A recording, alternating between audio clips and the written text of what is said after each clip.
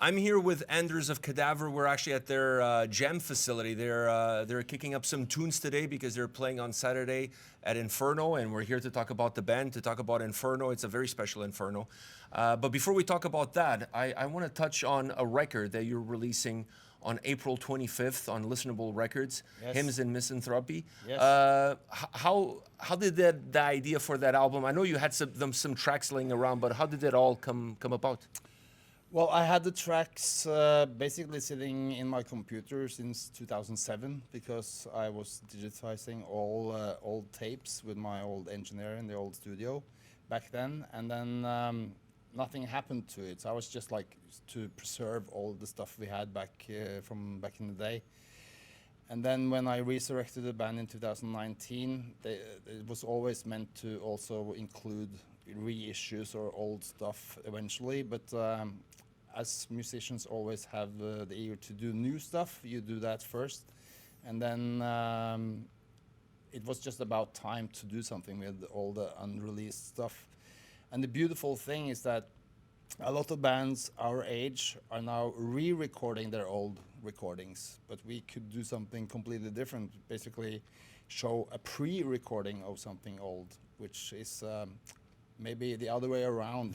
And the good thing now is that the sound of that old recordings of the stuff that was partly on the second album, partly stuff that was never released, it sounds super fresh and super updated somehow without even touching it too much. So we only took advantage of digital, solutions in the studio to enhance what we had. We added some lead guitars and some harmonies because it was always meant to have more stuff. We only had bass, guitar, and drums, and vocals. So we basically touched up what we left behind, and here we are sitting with what was supposed to be our second album, being the seventh album in the pure form. And I'm really proud that we could do that. So I'm happy that we can share this with especially the new fans also that has arrived since, this band has been around since '88. So we're kind of pre-old school, I guess. Pre-old school, yeah. Yeah, You're so- more than old school, yeah. yeah. You're pre-old school. So I'm actually fortunate to have the vinyl already in my possession before this festival. And I have some copies that we can bring to our release party, which we also have on Saturday. So it's a lot of things going on. Yeah, I mean, there's a lot of stuff happening, and when I think of Inferno, I always think of you because you're intertwined with the festival. Mm-hmm. This year, you guys are performing on Saturday. This is a special, and I want to talk about Jan Martin a little bit. Yeah. This is a special event, but outside of that, playing Inferno Saturday with this new record coming out, is it extra special? Yes, it's very special. It means a lot to us, and it's very emotional with Jan Martin because originally we were not really booked for this lineup this year, and I didn't think he had room for us this year. We'd probably look for 26 or something, and out of the blue, I think it was in October last year, he called me and said, "Do you want to play this year?" I was like, "Sure, of course." So and then he's always been super casual about stuff like that. It's like, "Okay, I'll put you on Saturday, no problem." I was like, "Okay, cool." Then we'll have. I knew already back then that we would have this album coming out, so it was kind of a perfect timing for me. And that's the kind of thing that Jan Martin always did for a lot of people. Yeah. He just knew when it was the best time to do something. And you said you wanted to talk about Yeah, that. I want to talk about it because I met him for the first time last year at Inferno. It was my first Inferno, and he treated me like he knew me for 30 years or more. Like we've known each other since we were kids. He took such good care of me. It really touched me because at Inferno that year, I found out my wife had cancer while I was here at Inferno. And he went out of his way to make sure that my stay here and my son's stay here was the best. Last time I talked to him was in October, November of last year, because I was going to Iceland to see Manowar that he was organizing, and he was so excited for us to meet up there. And we talked about his illness, and I wished him all the best, and I told him my wife's story that she recovered, and obviously it wasn't a happy ending, unfortunately. No. I know you're going to be talking at the memorial on Wednesday, the little ceremony that is happening. How can you express to those that never met him what he meant? Well, he's one of the unsung heroes of the underground music scene. A lot of people don't know how many people who is involved in the background. You only see the bands, but you never know who's organizing stuff. And he's the kind of guy that was always behind so many different things ever since. Actually, what was Cadaver's second gig ever was in Oslo. We were supporting a Norwegian metal band called Equinox at this place called the Blitz, which was a squat house in Oslo, and he was the sound guy and organizer, and he was the promoter already back then. So he had already brought Napalm Death to Norway, and a lot of other huge punk bands and stuff like this. And I didn't really get to know him then. I just knew, hello. And he was then through the 90s, I got to know him much more because he was he had a venue called Mars in the 90s, and Mars was a super alternative venue. They had metal gigs, they had punk gigs, alternative gigs, golf nights, Laibach, Immortal, Voivod, anything different. He set up, and he was the first guy also in Norway to promote a show with Mayhem after all the turmoil in the 90s. So I got to know him with this venue, and when they started talking about doing Inferno, I sort of got involved. First of all, Cadaver was part of the first lineup, and then we started to talk about doing more stuff. And when in 2006, I think it was, I told him maybe we should not take advantage, but give something else in the daytime at Inferno. Why not have like a music business seminar with all these people coming, all the bands, all the promoters, everybody's here anyway. And he was like, yeah, sure, you'll organize it, we'll fix it together, set it up in the hotel. He was always thumbs up whenever someone had a crazy idea, he would be like, sure, let's do that. So he was that kind of guy. And he was super organized and well connected with all kinds of cultural funds, embassies, official Norway culture stuff, as well as being in touch with the very underground scene in all kinds of different genres. And he would promote the show at the biggest arena, and the next day in a small club. Didn't matter to him. It was all about the music and to have alternative music being played on different stages all over Norway. He was the local promoter for all kinds of bands for tours in Norway. The last time he organized a tour for me was when Mayhem and Cadaver toured Norway together in 2021 when COVID was still around. Mm-hmm. He booked, I think it was 8 or 9 shows in Norway with Mayhem and Cadaver. Yeah, he was just a tremendous resourceful person for everybody. And whenever you had a downtime on a day and thought like, maybe I should go to a show, you could always call him and say, what kind of shows do you have this week? Because he had shows every week with something. And you would be on his mailing list, and you would be invited to guest lists to all kinds of crazy stuff all the time. So he was, I don't know how to express it other than to say like he will be very much missed in the scene in Norway for his openness to all kinds of alternative things. He was never ever aggressive. I never saw him being mad at anyone. If people were mad at him, he would be like, calm down, we'll figure this out. Yeah. Very rare human being.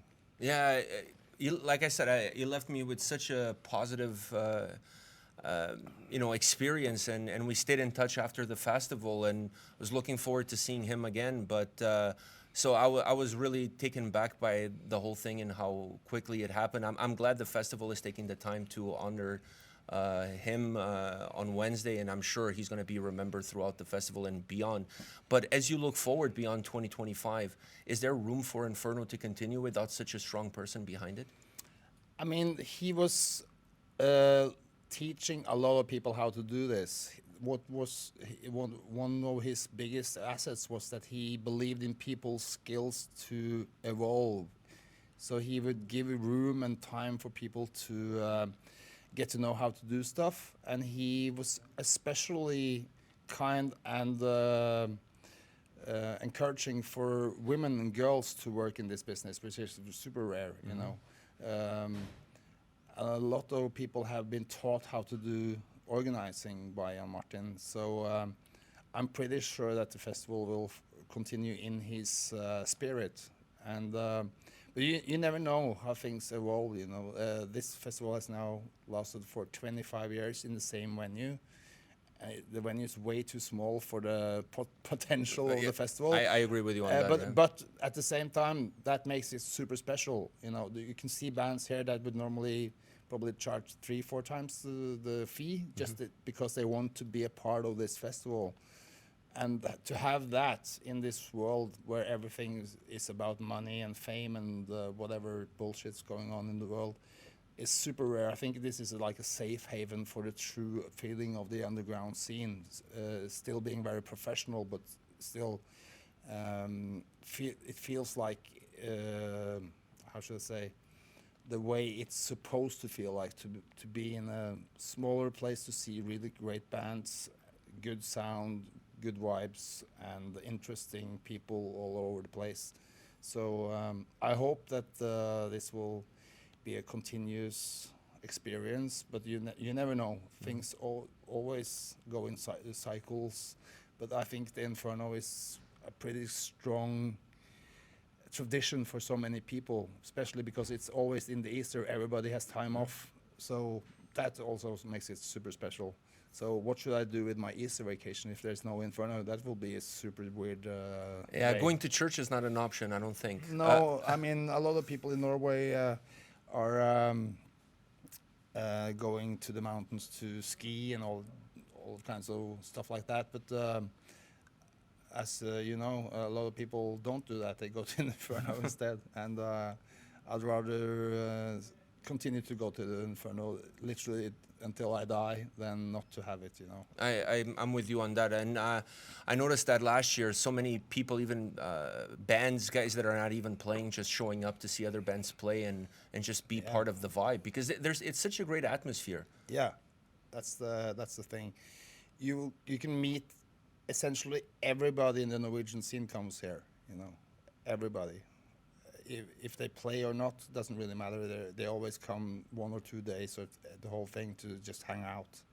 And that's also super rare because, well, right now I'm not touring as much as I did in the past, but I would stay all through this festival just for the, you know, the connections, the people I just see once a year and all that stuff, regardless of the music. And then you have all the music as well, and you always see artists here that you don't see anywhere else. There's a lot of artists I never heard about all the time, and you go and see like a new band. This is the place to do it, you know. Yeah, I agree with you. I discovered quite a few last year, and I'm sure I'm going to discover a bunch this year. Last year, I took part on the black metal tour bus that you host. Yeah. How did you get pulled into doing such a gig? Well, that was originally a part of the seminar that we organized on top of the Inferno in 2006 through, how was this? I think I began doing it in 2008, 9, 10, 11, and 12. And then I felt like I had done that part enough for myself. I didn't have, how should I say, I didn't feel like I had to do it. You know, it wasn't like something I needed to do. At that time, it was even closer to the time I was talking about as well. So it was kind of a self-therapy about that time.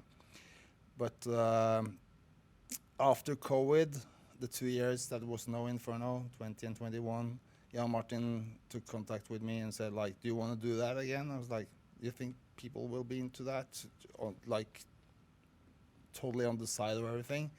And he was like, yeah, sure, we'll set up one bus. And then he called me, like, I think the same week. It's like, it's sold out. Do you want to do one more? I'm like, what? We used to do one, you know, and then we sold every day. So, oh, wow, every day, that's going to be a... That's a job. Yeah, that's kind of a job. That's So I was like, this year I told him, I need to cut back one day because of my show I'm playing. Yeah. This year I don't think I ever done this much since 2008 or 9, because then I was organizing the seminar. So now I have this memorial thing, the bus 3 days in a row, and the gig, and I'm also leading a panel on Friday. So Sunday is my day off. Just to enjoy. Just to enjoy, and that will be good. But it's a good thing to be able to do. You know, when you're my age, I don't need to party all night anymore anyway. So it's okay, and I have actually put more effort into the bus tour. Again, I always try to top it a little bit because I need to make it. Basically, I need to make it interesting for me to do. Yeah. So this year I've done more research in my own archives and talked to some of the people involved again to refresh my memory about a lot of stuff.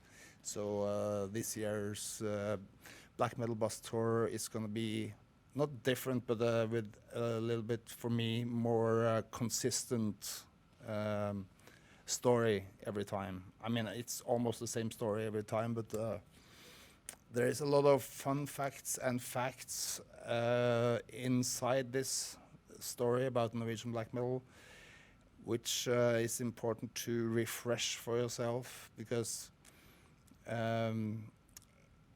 there's a lot of myths and stories out there about what happened, and they're all partly true, but the combination of them all isn't really showing how things really were. Mm-hmm. So I'm emphasizing the human factor. The fact that everybody was super young is a very important factor.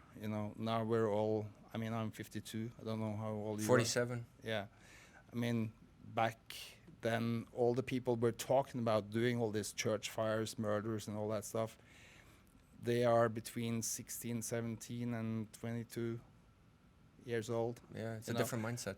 It's a very different mindset, and it's a total different world they lived in, or we lived in back then, Everything's super different, and it gets different. It feels like it's more and more different every year.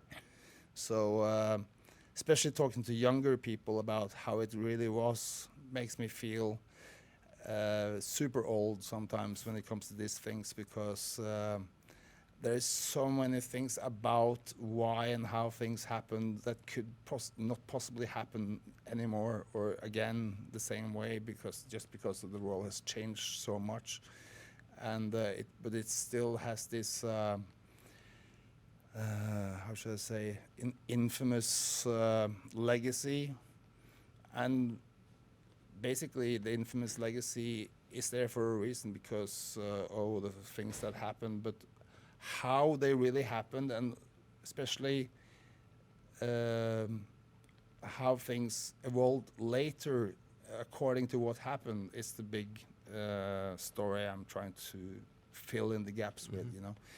If somebody had told me in 1992 that in 2025 the things you guys are doing right now will be looked upon as super legendary, the Norwegian Department of Culture will be like celebrating you guys on top of the fact that you're all just kids doing crazy shit. Nobody would believe that. It's a totally weird story that way. One of the things I took from doing the bus is the way you provide. You're like a narrator throughout the bus. I really enjoy that, because many people have told the story of or have tried to tell the story of Norwegian black metal, but like you said, it's very hard to decipher from myth, from legend, from reality, because we're getting the story from different sources, and it's not always accurate. Mm-hmm. One of the things I took from that tour bus was that we're getting the story from first-hand account. So now it comes. You're not getting it necessarily through the grapevine or like retold, and retold. And I thought that was really cool. So doing this black metal bus thing, has that made you a little bit of a curator of Norwegian black metal? Well, I don't think I'm a curator. I'm thinking of the story as seen from my perspective more, you know, because I was a part of the scene and I knew all the people involved in different ways. The only guy in the story I don't really know personally is Varg Vikernes. Because he's the enemy in the story, and I didn't really know him, but I know everybody else like really well, like super close. You know, the last couple of weeks I've been talking on the phone with Faust, with Snorre Ruck, and several others that were basically are a part of the actual story. And what is good with the truth is that it's easy to remember, you know. So when I ask questions and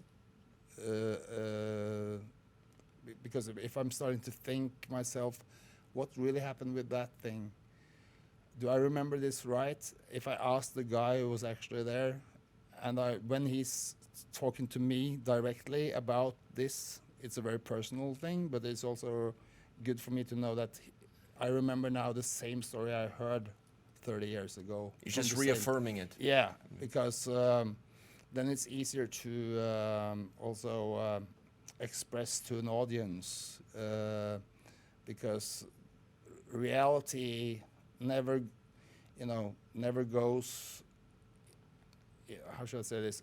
If you read about a story which is basically from 1919 until 93, that's 3 full years for very young people. A lot of things happen in those 3 years. But when you read the story over like 10, 15 pages in a book, it seems like everything's just happened in a week, or it feels like you miss out all the, the gaps in between, and all the most extreme known things are just like peaks coming from a much longer timeline, And the funny thing is that a lot of those things which are very famous wasn't really looked upon as important at the time even, So you have to kind of go back in time and say like, okay, so when this happened, this was the effect on that, and then this was the effect on that, and then this was the effect on that. But nobody rolled back to have like a grand plan and said like, if we do all these things, this will be the result. That's what is in all these myth stories, is that the result that Norwegian black metal is a thing at all is looked upon as the consequence of all these other things happening. But nobody had like the Norwegian black metal. There was no roadmap, basically.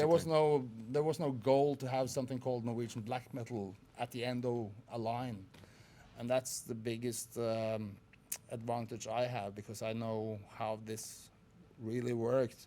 But the result is that. But that was never somebody's grand scheme or grand plan or anything. Because being Norwegian playing metal was super weird at the time anyway. It was not looked upon as an asset to be a Norwegian playing anything internationally at all, because Norway was an island, We're basically an island on the top of the world. There was no internet. We only had like pen pals, literally writing letters to people, sending cassettes off, waiting for like 3 weeks and get cassettes back. Yeah. And visiting each other's rehearsal rooms to listen to the other bands, because there was no gigs really. And if there was a gig, everybody was there, but we hardly kind of remember the actual gigs we went to. We just remembered all the people, and people like, how was it to see Mayhem with that? Like, yeah, I saw that with Mayhem like 3-4 times. It was amazing, but I can't really recall the experience. Yeah. No, because I can recall more being in a house with the guys, listening to them like you did with us now. I've seen Mayhem with dead 2 meters away from me. That's what I remember. I don't remember him being on stage cutting himself. I remember him being at a party cutting himself or something. You know, it's a mix how you remember stuff.